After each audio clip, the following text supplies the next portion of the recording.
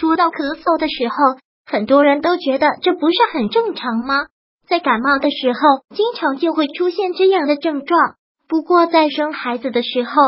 这种情况很有可能就会夺去产妇的生命。作为在里面进行接生的医生和护士们，他们每天都能够遇到很多的小生命出生，家人看到之后就是非常的开心。但是这些医生们也能够看到在手术时所发生的悲惨事情。王女士就是一个比较悲惨的事情，如今都已经30岁，自己的大女儿已经是6岁了，但是二胎政策开放之后，就想着给老公生一个儿子，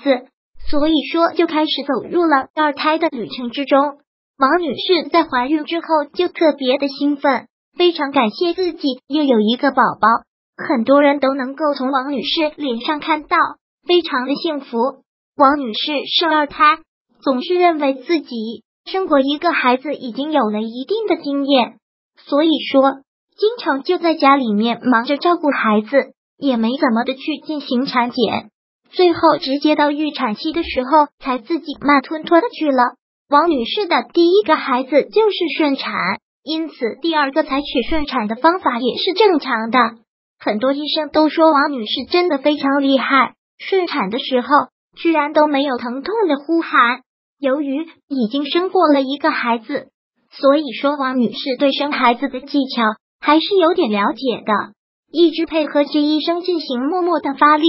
就在大家非常紧张的时候，突然发出了一声咳嗽声，当时大家都惊讶了，医生就说到底是谁咳嗽了？医护人员都说自己没有咳嗽。这个时候医生就问了一下王女士是不是咳嗽了，王女士说是啊，